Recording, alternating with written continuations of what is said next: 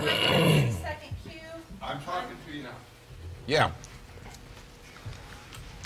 Yeah.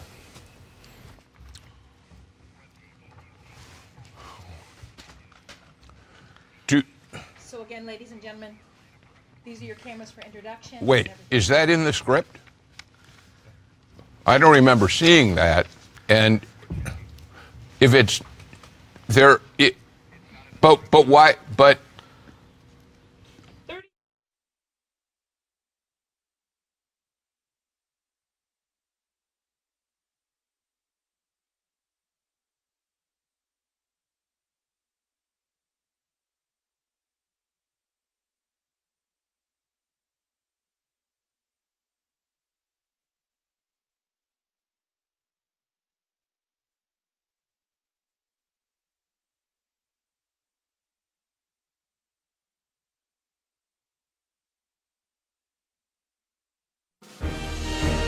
The 2018 Atlanta Press Club Loudermilk Young Debate Series. Brought to you from the studios of Georgia Public Broadcasting. The Democratic race for the 6th Congressional District.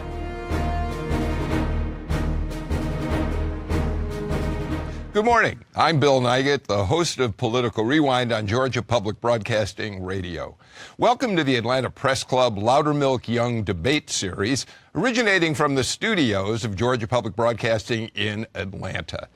This is the debate among the Democratic candidates for Congressional District 6. District 6 includes parts of East Cobb County, North Fulton, and North DeKalb counties. Let's meet the candidates. We'll introduce them in alphabetical order. Kevin Abel is the founder of Abel Solutions, a technology consulting company. Bobby Capel is a former news anchor with CBS 46.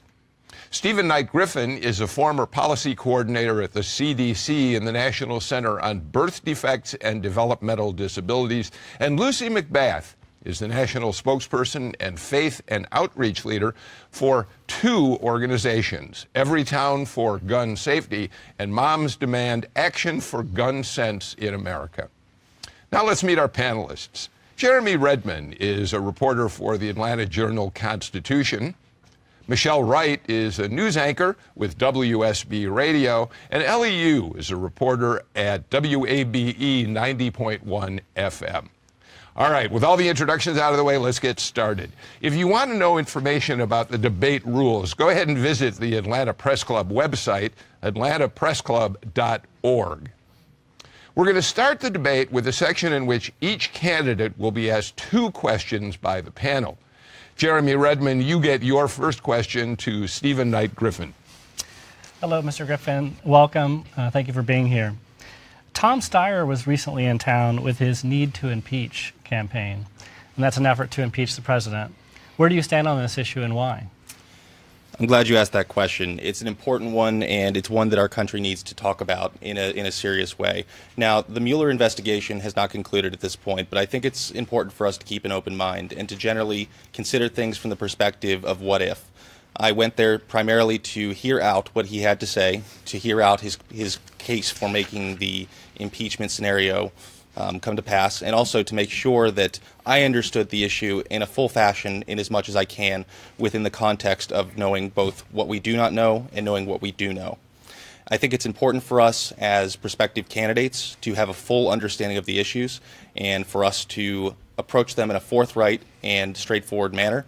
And so I wanted to hear out someone who has paid a lot of attention to what's going on, and I wanted to pay attention to someone who has put a lot of thought and a lot of effort into what they're trying to do. I keep an open mind, and I encourage other people to do the same. Quick follow-up from me. Are any of you in this group already advocating for the president to be impeached if you should win election? Show of hands if you are advocating for an impeachment of the president. None of you has gone there at this point. Okay. Ellie, you have a question for Lucy McBath. Ms. McBath, you had originally decided to run for a state government seat and switched to running for Congress. Why did you make that change? Well, in doing work on gun violence prevention and around the country, I began to recognize that there were a lot of issues outside of gun violence that my that my citizens, my neighbors in my district were concerned about. And so I was running for District 30, House District 37, but in light of everything that I saw happening with Parkland, I just decided that enough was enough. I spent a lot of time the last 5 years around the country talking to our federal legislators, talking to our state legislators, trying to bring some common sense solutions into our existing gun culture. I just thought when I saw those children stand up, I thought enough is enough. Someone needs to help support them fighting for their lives. And watching television, watching President Trump with our legislators, I kept saying, I know the right questions to ask. I should be there. I know how to hold them accountable. And that's why I decided to switch for this race. Thank you very much, Ms. McBath. Michelle, right, it's your turn to ask Kevin Abel a question. Mr. Abel, as we know, this district gained a lot of publicity last year in the run there. And it's a bit of an uphill battle for a Democrat. Tell me why you want to run, why you want to represent this district. Thank you, Michelle. I came to this country at the age of 14, and I've lived here for 40 years, and I've lived the American dream. I've raised my family for 26 years here in the district. I've created a business. I've created good-paying jobs in Alpharetta. I've been deeply involved in the civic and community life of Atlanta. And I've lived the American dream, but I fear that this dream is not available for so many Americans anymore. I fear that Congress is broken. The big issues of our day are not being addressed. I am going to go to Congress and work to find bipartisan resolutions to the key issues facing our country. I am committed to solutions for America, and I'm committed to making sure that we protect our American dream for future generations. I want to ask you a quick follow-up, because you're the one candidate on the panel who has the most dramatic commercial, essentially being very, very critical of President Trump. Can a candidate who is as anti-Trump as you've portrayed yourself to be win this district in a general election? I think it's safe to say that all of the candidates, in fact, all Democrats in our district, are viscerally anti-Trump.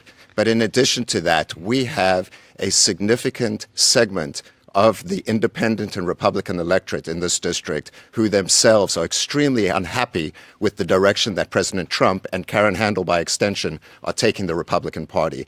I believe it is absolutely time to call out President Trump and to call out Karen Handel for the things they are doing and not doing for our country, and these are votes that can be won in November. Thank you for that. Jeremy Redmond, your question for Bobby Capel. Hello and welcome. Thanks for being here. Thank you. Just yesterday, Congresswoman Karen Handel sent out an email to her supporters warning that the Democrats are seeking to retake the House, and warning that if they do, Nancy Pelosi could return as the House Speaker. If you were elected, if you win this primary and you defeat Karen Handel in the general election, what would be your position on returning the gavel to Nancy Pelosi? Well, I think it is time for new leadership in Washington on both sides of the aisle. And I think there's a reason we have seen so many people just on this stage alone and across the country, first-time candidates stepping up and running for office. It's not because they like the status quo. 125,000 people came out to vote right here in Georgia's 6th District just about this time last year in that special election, and they voted against Karen Handel. And again, I think this has a lot to do with the fact that people are not content with where this country is headed right now, and I believe it is time for new leadership.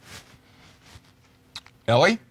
I'm sorry. Yeah, no, that's right. Ellie, it is your turn to ask Stephen Knight Griffin a question. I apologize. Mr. Griffin, do you support a single-payer health care system? And if so, how would you propose a system like that to be financially feasible? Thank you for the question. Right now, from the proposals that I've seen, I think a single-payer system is, while it's a laudable goal, it's also very expensive. Some of the proposals that I've seen amount to about $3 trillion, and I'm open to seeing various plans to pay for that. But in the interim, I think it's really important for us as Democrats to focus on what is pragmatically possible in the future. So what I propose in lieu of a single-payer system is actually a robust public option. It's something that was intended to be part of the ACA from the very beginning. It's something that would dramatically reduce premiums, would increase coverage options for people, and much more than simply being about access, which is something that we hear a lot, but it's a Republican talking point. It would provide legitimate coverage to people across the country and make sure that regardless of where they live and regardless of their status, they would have an option. and make sure that they have, in turn, the care that they need in order to live healthy, quality lives. Let me follow up real quick. If you should win election in the fall, but the House doesn't become Democratic, if the Democrats don't take control, how much leverage do you imagine you'd have to promote your health care plan? That's a great question as well, and one that I've thought about quite a bit. So if we do not manage to flip the House and the Senate, which I think is far from a foregone conclusion at this point, I think that this could be argued from a financial and fiscal responsibility standpoint. And from what I've seen from the votes that have taken place, the ACA isn't going anywhere. If they had had the ability to repeal it, they would have done so already. If they had had an alternative plan, they would have done it already. Okay, thank you for that. Michelle, you have a question for Lucy McBath.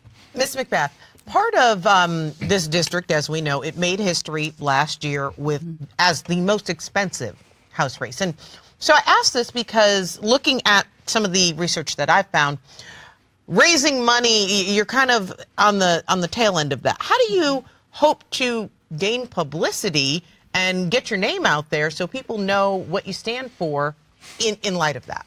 Well, as we know that I'm the late bloomer to this race, I did jump in late, but I do know in the work that I've been doing with Everytown for Gun Safety and Moms Demand Action for Gun Sense in America, I do know that there are other organizations, gun violence prevention organizations, also Emily's List, that are investing in me. And I welcome that investment because I know that they believe in me. They believe in my ability to make an impact in Washington. And there are other organizations as well that are willing to, so to speak, place their bets on me in going to Washington and doing what's right for the citizens of the 6th Congressional District.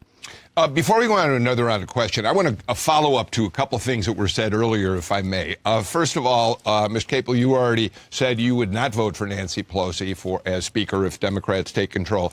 Are all of you committed? Which of you on this panel has already decided you would in fact support Ms. Pelosi for Speaker? None of you? Well, what I would say is that I don't think that we need to be discounting the good work that Nancy Pelosi has done on behalf of the Democratic Party. But of course, I don't think any of us on this panel could make those wise decisions without the resources and the information that we need. And we can only do that once we get to Washington. Anybody else want to have a quick response on that? Real quick. So I think all of us up here recognize the incredible work that Leader Pelosi has done from her perch in Washington, and what's more than that, just the incredible status she has as a fundraiser for the party and making sure that we move meaningful legislation through.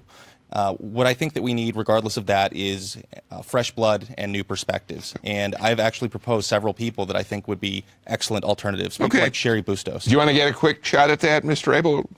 No, not right now. Thank you. Okay. Jeremy, we're back to you with a question for Kevin Abel. I want to ask about Pelosi. I'm curious to hear your position on that. But okay, I'm going to get it anyway. If you'd like to address it. Sure. But I do want to hear your position on something that recently happened where we had a large caravan of immigrants arrive on our southwest border seeking asylum from deprivation and gun violence, poverty, drug violence as well. How should the U.S. government respond to them? Yeah, Jeremy, thanks for all of your reporting on the immigrant issue and the refugee issue. We're a nation of immigrants who come to this country to work hard and achieve the American dream. You know, when President Trump declared his candidacy, he came down that escalator and denigrated Mexico and Mexicans. He stirs up hate and dredges up fear in the dark part of our human soul. This is not just a policy issue. This is a value that is core and critical to who we are as Americans. Right now, amassed at the border in Tijuana, right there in California, are migrants coming from Central America seeking asylum. Yesterday, 8 of them were allowed into our country, 7 children and 1 adult. We have a responsibility as a country, just as the Europeans have taken in Syrians who are migrating and fearing for their lives, so we have a responsibility to accept asylees who come to our country with a need and because of a fear of persecution from the countries they come from. Thank you for that, Mr. Abel. Ellie, you get the last question in this round, and it's to Bobby Capel. After many debates last summer, the Affordable Care Act remains in effect, but a lot of people say that it's not working for them. Insurance premiums are rising. A major insurer has pulled out of the marketplace in Metro Atlanta. How do you propose to stabilize the marketplace, and how do you plan to do so in this current climate in Congress? Thank you for the question. First of all, this is really the reason for my candidacy.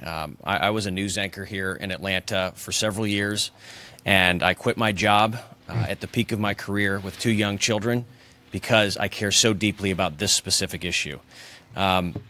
My kids were born prematurely at just over 3 pounds each. I've got boy-girl twins right down the street here at Piedmont Hospital. They spent 17 days in the NICU, racked up hundreds of thousands of dollars in bills, the kind of bills that can bankrupt a family. And one of the problems with this current Congress is last summer they tried to repeal the Affordable Care Act again and again and again. And what we found was that people actually didn't like seeing their health care coverage stripped away. And I think my focus will be, if I get to Congress, is ensuring that folks with pre-existing conditions never have to choose between their health and bankruptcy.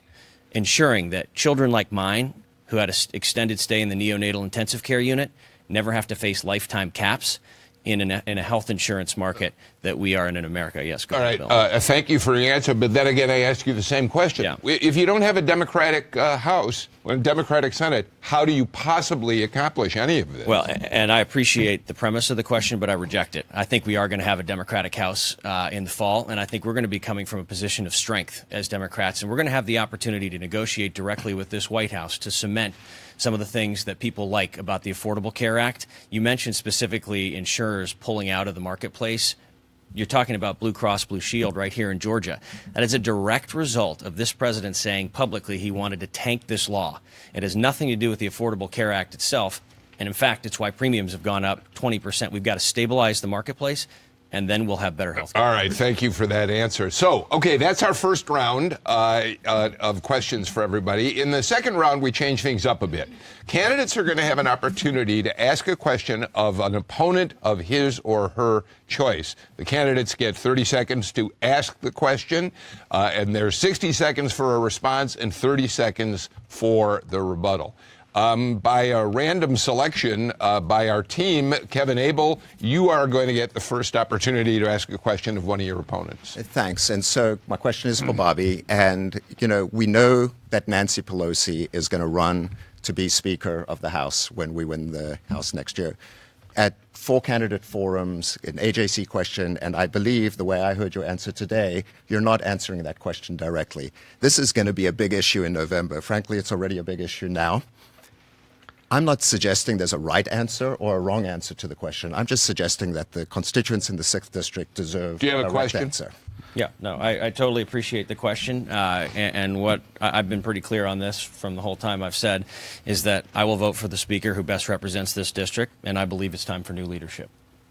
I understand, Bobby. And again, with all due respect, I think that this is a politician's answer. I think the people of the 6th District and Americans in general are tired with political speak. I think they want directness, they want candor from their politicians, and I think this is a question that could be answered now and should be for the 6th District. I'm not sure how much more direct I can be. Okay. All right, Lucy McBath, it's your turn. You get to ask one of your opponents a question. Thank you so much.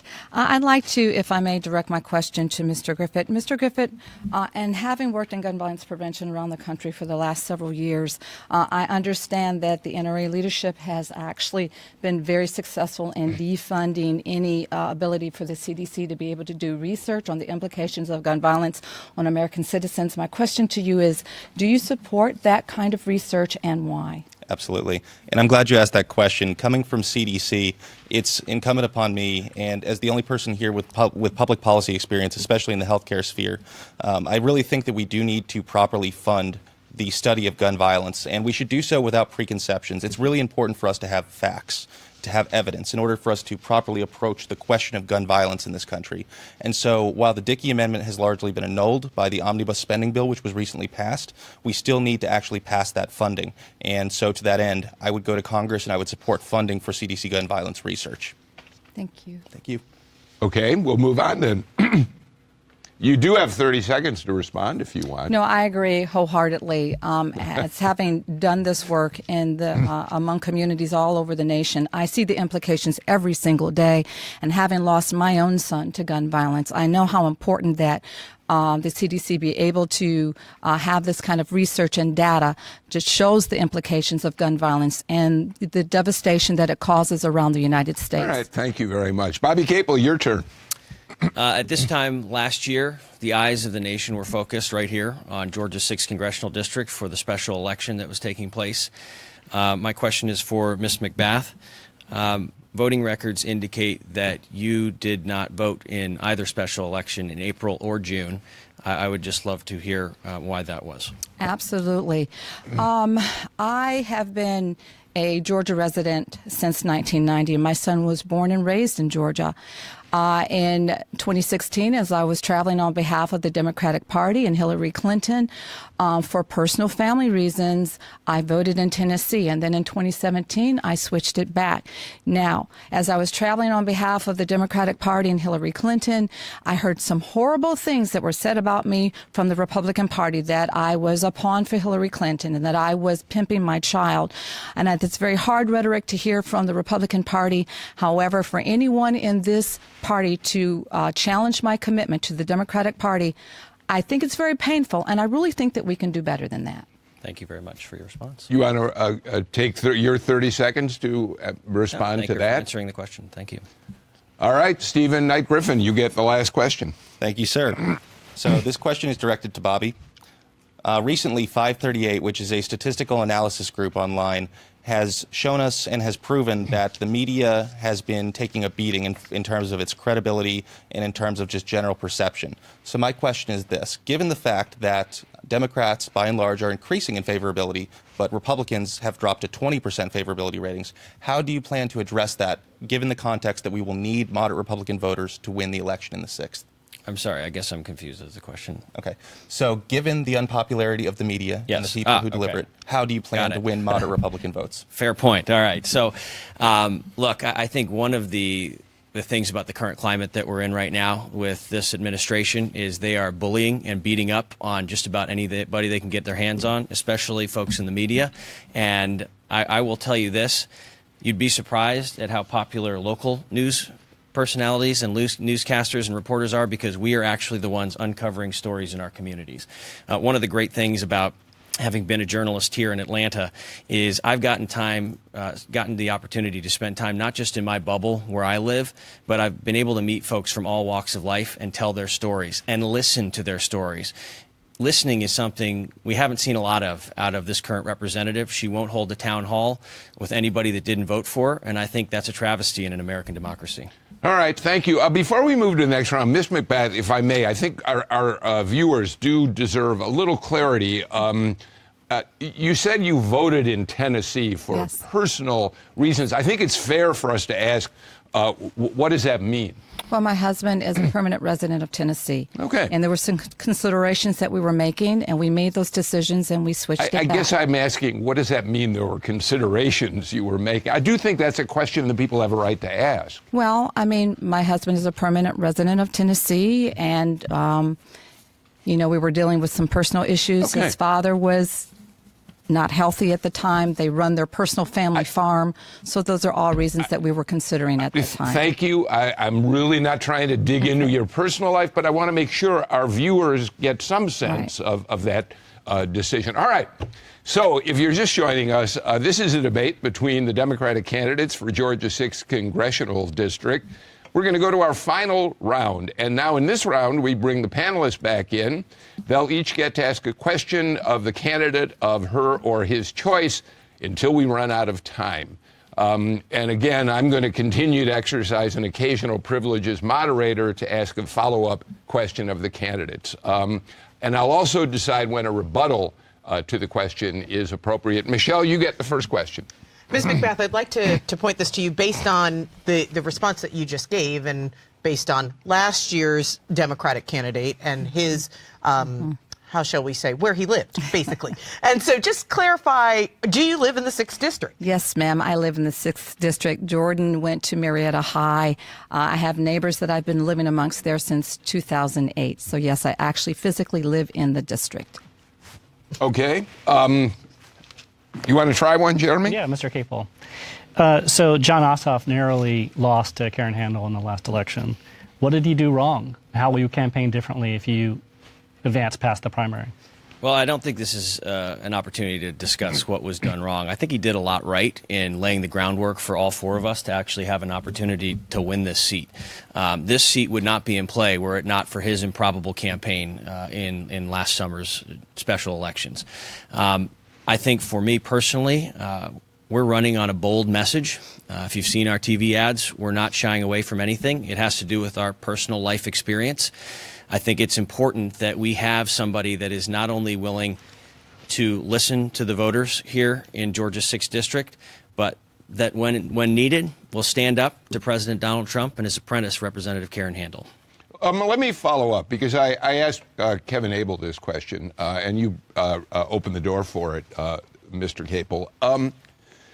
How important is it going to be for a Democratic candidate in the general election to take on Donald Trump in a confrontational way? There are many people who criticize John Ossoff for not being tough enough in terms of dealing with Mr. Trump. How big an issue is Donald Trump going to be in the fall campaign? Well, while we are all running against Karen Handel, Donald Trump is the man who is looming over this entire country's electoral process in November. We've seen it in the special elections since right here in the 6th District with wins by Conor Lamb in Pennsylvania, Doug Jones in Alabama, big wins in Virginia by Democrats as well. I will not shy away from this president and shy away from calling him out when he's done something wrong. And I also won't shy away from the fact that Representative Karen Handel has attached herself at the hip to Donald Trump.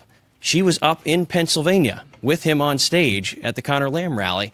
Okay. She doesn't represent Pennsylvania. The only reason she's there is because she's with the president. Thanks. Ellie?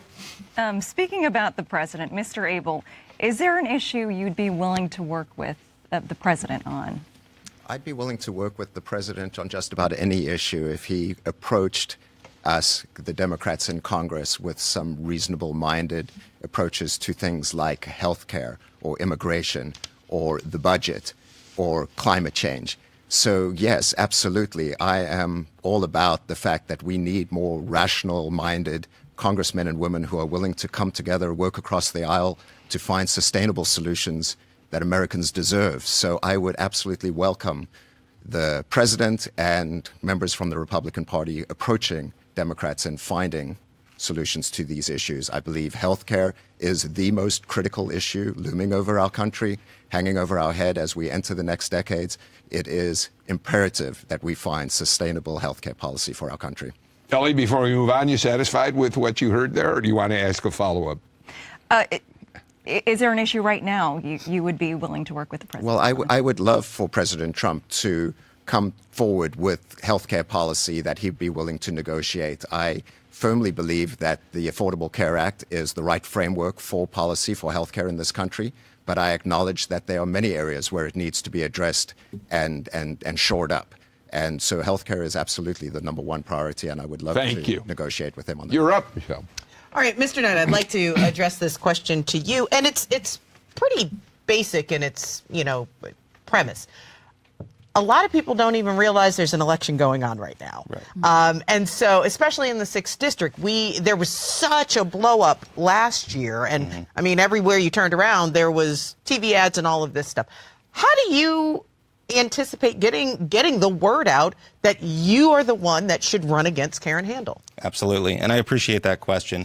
So I think that we have shown in the previous election that it's about much more than just how much money you have in your war chest. It's about candidate quality. It's about having a message, and it's about standing for something rather than simply standing against someone. So to answer your question directly, I plan to go door to door in as much as possible within the next 4 weeks to meet people, to have real conversations with people, because it is in those real conversations that we find the opportunity not just to win votes, but to change minds and win hearts. And we saw this with Conor Lamb, we saw it with Doug Jones, and I expect that it will be a successful approach going forward. All right. You okay with that one? I'm okay with that. All right, Jeremy, your turn. Ms. McBath, thank you for being here. Oh, thank you. You're a very well-known gun control advocate, and you've focused more attention on this issue by joining this race. Your family story is extremely compelling. I'm interested to hear where you are on other issues, though. For example, the opioid epidemic. It's extremely deadly. It's killing more people than car crashes at this point. What are your solutions for addressing this epidemic? Well, definitely, we know that is definitely a scourge on America. I think that being able to allocate some more funding towards putting, what do I want to say, eradicating this kind of opioid, eradicating this crisis. You know, we're spending a lot of money. We're giving huge giveaways to multinational corporations and to the rich. I believe that funneling some of that money and those resources towards this crisis is what the American people deserve. And that would be my decision in Washington, to make sure that we're spending the money and the resources where we need to, allocating them and doing what's best for the American people. I think that's a really important question right now, so I'd love to get a quick answer from everybody else on the panel. Why don't you can each have about 20, 30 seconds to answer it. Absolutely. So working with CDC as I did, I recognize the importance of addressing this crisis. I think we need to act locally. We need to equip first responders with Narcan, with naloxone, so that they can immediately save lives. More broadly than that, we need to fund rehabilitation and pharmaceutically assisted rehabilitation programs. And we also need to go and understand and underlie the base root of the problem. We need to go into these communities and understand what is causing the hopelessness and despair and that is fueling this crisis. You know, a lot of times this gets looked at as an issue in just poor communities. And that's just not the case. This affects everybody. We had a young woman in our office last month who lost her best friend to this exact issue. And one of the things when you dig deep into the Affordable Care Act, you see, is that there's actually funding for not only counseling, but for help in prevention and treatment for the opioid crisis. Now, it's not enough, obviously, because we still have a massive problem. But Representative Handel actually wants to take that funding away. So we need to not only be looking at protecting what's currently on the books, but we need to look at where we can expand and help folks. So I'm in complete agreement with the comments of my peers here, but there's one other issue, and that is to go to the source. The pharmaceutical companies, the drug companies, have capitalized on these drugs and making them so readily available. We need to hold them accountable for much better controls over the access of it. So you support the municipalities around the country who have filed lawsuits against opioid manufacturers for false advertising, marketing, and that you would like to see that expanded, perhaps nationwide? Yes, I believe that the federal government has a role in holding these companies accountable, and the ridiculous fine that was slapped on the pharmaceutical companies last year is just not sufficient. Okay, should we point out that a couple of Georgia communities, including Savannah, I've been involved in that suit. Do you want to ask another question? Yeah, sure. Go ahead, Joe. We'll go back the other way. All right, very good. Mr. Capel, let me address this question to you. Sure. We all know that we're in a predominantly red state here. Yes. And a lot of what we've talked about, there's been a lot of gun violence recently, all of that. Most of those that are running as Republicans are touting, we've got to keep the Second Amendment rights. Yeah. Tell me where you stand on that and what that looks like for people who are Second Amendment rights advocates. I think this is actually an area of agreement, not just on this stage, but in the Democratic Party right now, and also with common sense people who are Republicans as well. I think there are 4 things that can be done immediately to help stem the gun violence issues in our country. You got to start with universal background checks. We got to start by closing the gun show loopholes. Remember when they were going to ban bump stocks after the Las Vegas shootings? That never happened. That should happen. The fact that someone on the terror watch list at this time can still go purchase an automatic rifle or an AR-15 is absurd. There's also an issue that doesn't get quite as much discussion, but I think is equally important when it comes to gun violence, and that's domestic violence. There was a lot of good work done in the Congress back in the 90s on this issue, and there's still more work to be done there. Specifically, there's a couple loopholes I'd like to see closed having to do with misdemeanor stalking and also dating violence. Folks who are in those positions should not be allowed to get firearms. They are predictive of future violence. Okay. Anybody else want a quick shot at that? I mean, pardon me, I did not mean the pun there. I think we all, I think you all have, Bobby Capel probably said it, and we know certainly, Ms. McBath, that you've been an advocate for more gun control. Ellie, you want to ask another question? Sure. Georgia, in many ways, has been leading the country in bipartisan criminal justice reform. Mr. Abel, what would you like to see happen at the federal level? Right. Excuse me. We have a criminal justice system in this country that is hopelessly biased, towards young black males. Young black males are incarcerated at a rate of 5 to 6 times more than their white peers, and this is just unacceptable in our country. We need reform at the federal level. We need to take away minimum sentencing guidelines. We need to stop the privatization of prisons. And I believe it's time that we decriminalized marijuana and, prevented throwing people in prison for possession. Anybody else want to take a shot at that while we're on the subject? Yeah. So I think that sentencing reform is going to be critically important. And unfortunately, we've seen steps backwards from that direction since Jeff Sessions has taken up his perch in the administration.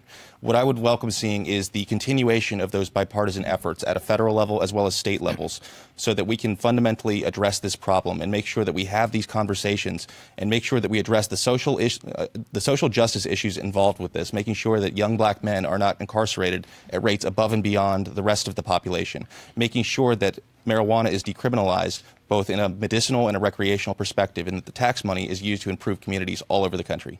As a woman of color, I absolutely have had my fair share of understanding the underlying issues that cause these problems. But once again, I would support decriminalization of marijuana. I would also support the reducing the numbers of individuals that are being massively incarcerated, and also making sure that we are not privatizing our prisons.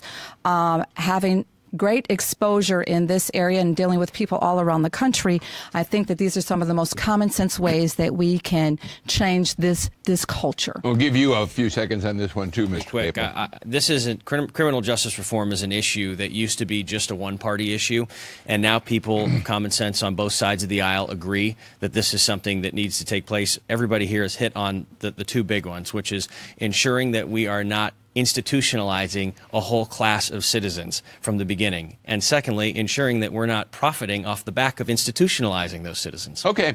Jeremy, your turn. Back to Ms. McBath. Yes. So the Republicans are campaigning hard to keep control of the House by focusing on their tax cut plan, saying that they're putting more money in taxpayers' pockets. If you win your party's nomination and you get into a contest with Karen Handel, how are you going to respond to that message? Well, I absolutely oppose the Trump Handel tax scam. I think that it's fiscally irresponsible, and I think that it adds $2 trillion worth of to our national debt. Once again, as I've said earlier, that I believe that we're giving these massive giveaways to multinational corporations and to the rich.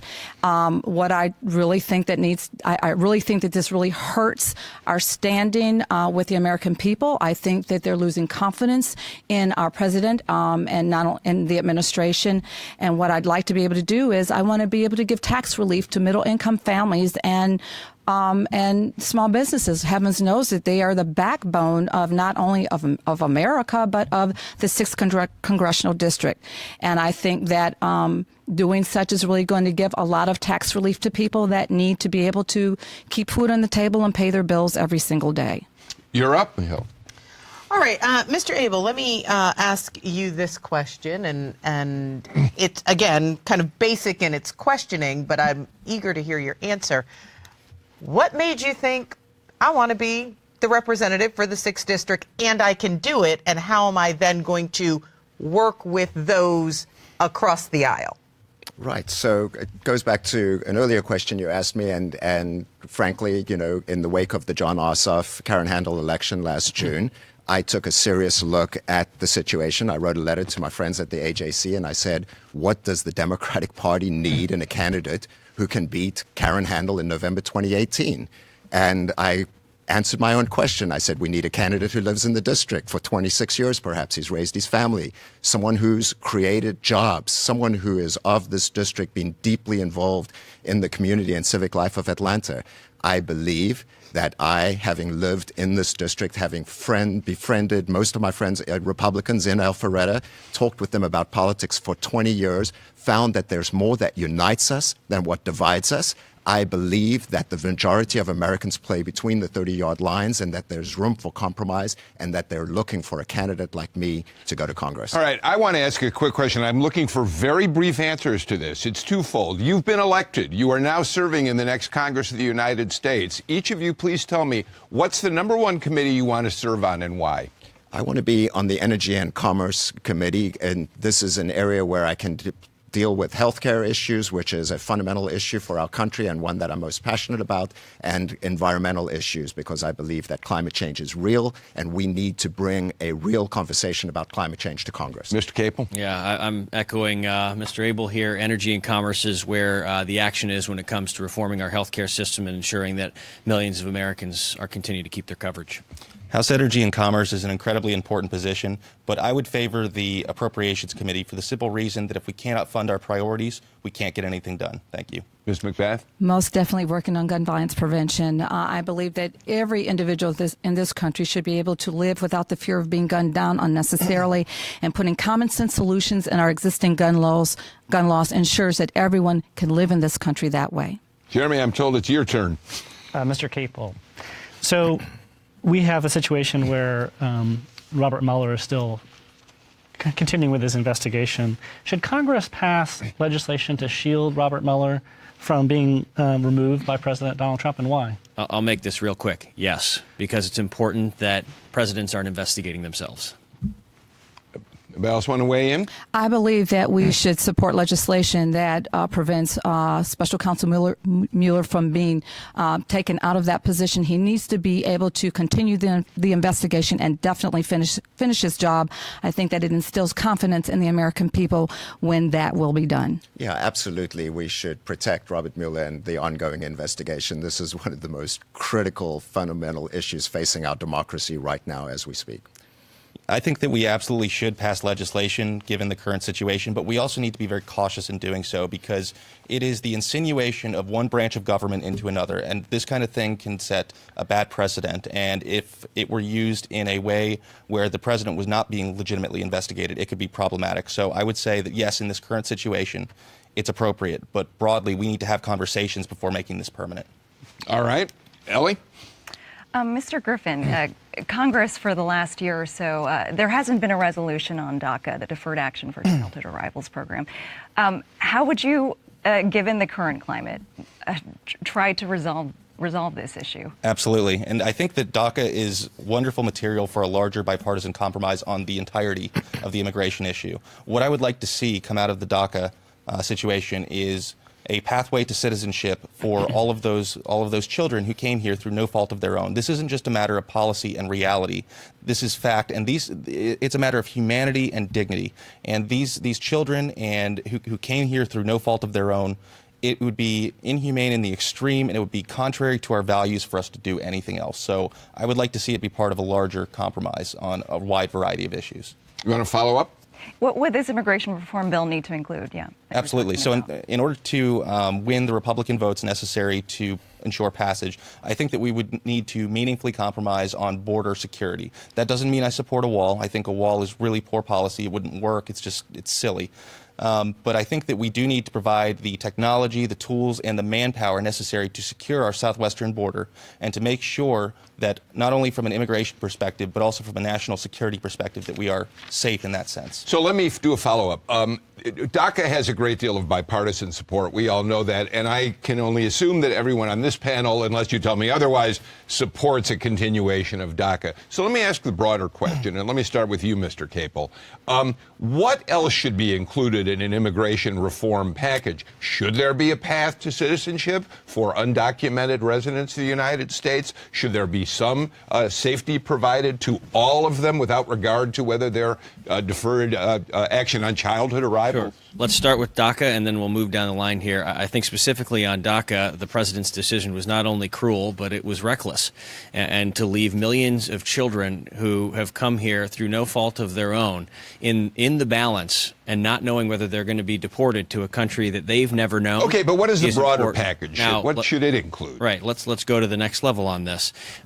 You look at this president's constant discussion about building a wall on the southern border.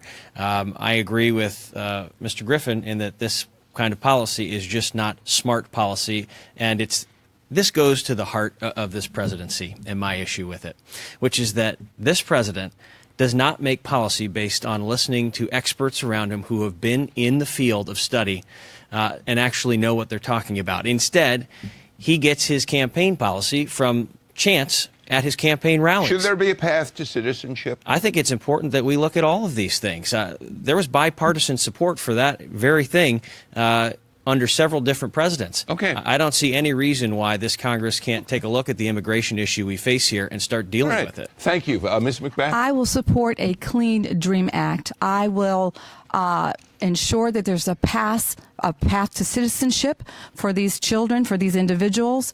I will do whatever I can to make sure that they are not deported. And when I am in Congress, I will work on a policy agenda for comprehensive immigration reform. I think it's necessary. I think it's long overdue.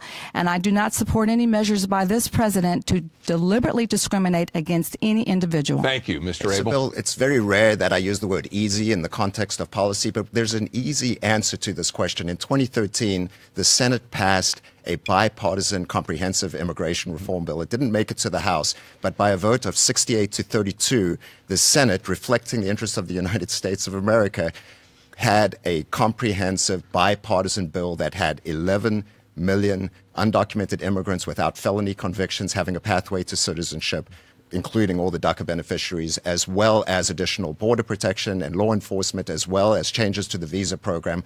This is a bill whose structure I would absolutely support so we could move forward on this issue.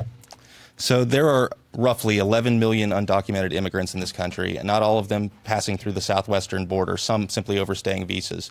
I think it's incredibly important that we address this holistically, but we also do it from a standpoint where we don't want to encourage further undocumented immigration. So yes, I do support a pathway to citizenship for the people who are already here because they have already enmeshed themselves into the fabric of their communities. They become part of their economies, and it would be just impractical as well as inhumane to remove them at this point. But it should be a one-time amnesty. All right. Thank you all for answering that question. Michelle?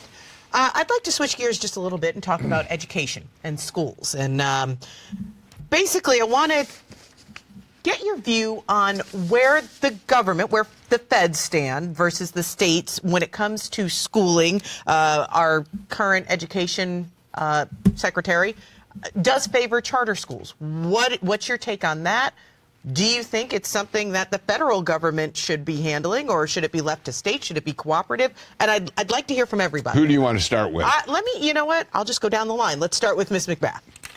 Most definitely. When I was when I was a single mother, and I was, when I was a single mother, and I was for many years, it was very evident to me very quickly that the neighborhood public school that Jordan was going to was not going to be able to educate him in the way that he needed. And so I was forced to homeschool him. The No Child Left Behind law policy did not work for me. And in that time, I began to understand that, yes, we have to have standards, but I didn't believe that our children should continue to be education according to standardized tests. Now, I know that our American citizens are paying a lot of federal tax dollars into their education. I do not believe in the defunding of our children's education by by Betsy DeVos and by President Trump. I think that all the federal tax dollars that are going into our public schools needs to remain within our public schools. Our public school system in this country is under attack, and we see this from multiple different perspectives. In addition to privatizing the funding via charter schools and things like that, we also see strikes taking place across the country, teachers demanding better pay. And I think that the federal government has a role in resolving all of these. We need to provide additional funding for public schools, not diverted to private schools, but actual funding to improve teacher pay, to make sure that these public schools have the funding they need to achieve proper educational outcomes. That doesn't mean teaching to a test. That means teaching practical life skills, things that will serve these children well in their lives and prepare them for a job or for a career in the 21st century. Thank you. Capel? I am not a fan of the policies that Betsy DeVos is putting forward at the federal or the state level. And I think it's so important, as a graduate of public high school myself, to make sure that we are protecting our public schools. That is where the good work is being done. I come from generations of teachers. My mother was a teacher. My grandmother was a teacher before her. They deserve our support, and the students deserve our support that are in public schools. I also think that this goes beyond simply elementary and K through 12. I think this extends to the student loan crisis that we are now facing in this country. My wife, who's here this morning, is a graduate of the University of Georgia, and the only reason she was able to attend was because of the Hope Scholarship. And we need to be making sure that college is affordable, not just for folks who want to go to four-year universities, but also that vocational training is available. There are jobs available to people out there. They just need to be trained for them. You know, I'm the beneficiary of an amazing public school education and public college education, as are my three children in high schools here in Atlanta and recipients of the Hope Scholarship. I believe that Betsy DeVos is to education what Scott Pruitt is to the environment and Jeff Sessions is to justice. We must not allow for funding designated for public schools to be diverted to private schools. We absolutely need to stay true to our mission as Americans that every child must have access to a quality education. So I want to follow up very quickly because we're running out of time. Should I assume that in addition to charter schools, which she's talking less about charter schools, more about school choice, should I assume that, well, let me ask it more openly. What about school choice, Mr. Griffin? Should citizens have more opportunity to choose a school for their children? I think people shouldn't need to choose different schools. I think that we should have a standard that we strive for, not in terms of legislatively enforcing it, but making sure that the schools have the resources that they need to deliver a quality education, regardless of where you are in this country. For some people, choice is simply not an option. You look at rural areas where they don't have a lot of options as far as education goes. So it's a little bit of a shell game. All right, we got to move very quickly. Yes, I don't think, once again, it should be a matter of having to make a choice. That's the reason why I founded Champion in the Making Legacy Foundation, for that very reason, giving the resources to children that otherwise might fall through the cracks. Thank you. Mr. Abel? You know, parents should be allowed to choose the schools they send their kids to, but they can't take federal and state money along with them. The money needs to stay with the local schools. Mr. Capel? I think one of the issues with school choice as a slogan is it's a nice slogan for Betsy DeVos and folks who back her agenda.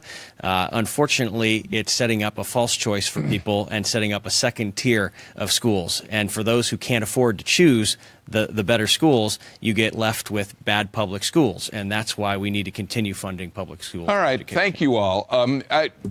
Thank you all very much for your forthright manner in answering the questions that the panel has asked today. That's all the time we have for questions. Now we're going to give each candidate 60 seconds to give a closing statement. Bobby Capel, you, I'm told, get the first closing. All right. Thank you. We're now on the campaign trail 7 days a week. We're 3 weeks away from Election Day. Early voting has begun. And one of the things I made a promise to my family when I decided to do this was to ensure that I would put my kids to sleep every single night, or at least 4 or 5 times a week. And when I do, I read a book to each of my twins. They each get to pick out one, and my daughter always picks the same one. It's called You're Here for a Reason. And she always hangs on one specific page where she says, even the smallest of things that you do blossom and multiply far beyond you. We're raising our kids in a household that knows that no act of kindness is too small. and that our actions have consequences. Last summer, when they were trying to repeal the Affordable Care Act, Rebecca and I would stay up until midnight every time when they would do one of those votes, and we'd hold our breath. And millions of more Americans were calling their legislator to ensure that they didn't strip away their health coverage. And when you're calling for your life or your twins' lives, you can no longer sit in a newsroom and simply report on this. Actions have consequences, and I ask for your vote on May 22nd. Thank you very much. Ms. McBath? When my son was killed unnecessarily due to gun violence, I had to decide for myself, how was I going to live out his legacy in the rest of my life? And I've made a commitment to not only Americans around the country in terms of keeping them safe, but I want to make a commitment to my neighbors in the 6th Congressional District. I will work in Washington to make sure that things that they're concerned about, making a livable wage, being able to put food on the table, being able to educate their children so that they're able to compete globally, making sure that women's health care and their rights are protected. Those are the same problems that people have all around this state. And I would find it an honor and a privilege to work on behalf of their needs, because that's the same thing that I was teaching my son Jordan to do. Thank you very much, Ms. McBath. Stephen Knight Griffin? This district deserves someone who understands policy well enough that they don't need to memorize talking points, that they don't need to approach things from a sideswiping manner. This district deserves a fighter, someone who has gone toe-to-toe with Zika virus, developmental disabilities, and birth defects. This district deserves someone like me, someone who has grown up in the district, watched it change and grow. And this district deserves someone who is going to fight for an America that fights for them. Thank you. All right. Thank you for that very concise closing. Mr. Abel, you have the final closing statement. Thank you very much. Look, I've lived in this district for 26 years, raising my family, growing my business, leading in the community. One of the banes of my existence here for 26 years in Georgia in this district is living under Newt Gingrich, Johnny Isakson, Tom Price, and with Georgia 400. Look, who would have ever thought a Democrat could win in this district? But last year, John Ossoff got so close, within 9,000 votes. But we learned a lot last year in the election. We learned that it's going to take more than a fresh, young, telegenic face and a lot of money to win in this district. We need someone who can win those 9,000 independent votes. I am that candidate who will beat Karen Handel in the fall. I will go to Washington, D.C., take on the dysfunction in Congress. I will fight the bigotry of the Trump administration, and I will work to protect the American dream for future generations. Thank you. Thank you all very much for your participation in this debate. That is all the time we have today. We want to remind you all out there, the primary elections are going to be held on Tuesday, May 22nd, but early voting has already begun. So get out and vote whenever you do it between now and May 22nd or on that day. Our thanks to the candidates and to our panel of journalists. I also want to thank the Atlanta Press Club for arranging today's debate. For more information about the Press Club and all of the debates that they're going to host during this primary season, visit atlantapressclub.org. This debate will be archived on the Georgia Public Broadcasting website and on the Atlanta Press Club website. You can go to gpb.org to see our debate coverage. I'm Bill Nigut. Thanks for joining us for the Atlanta Press Club Loudermilk Young Debate Series.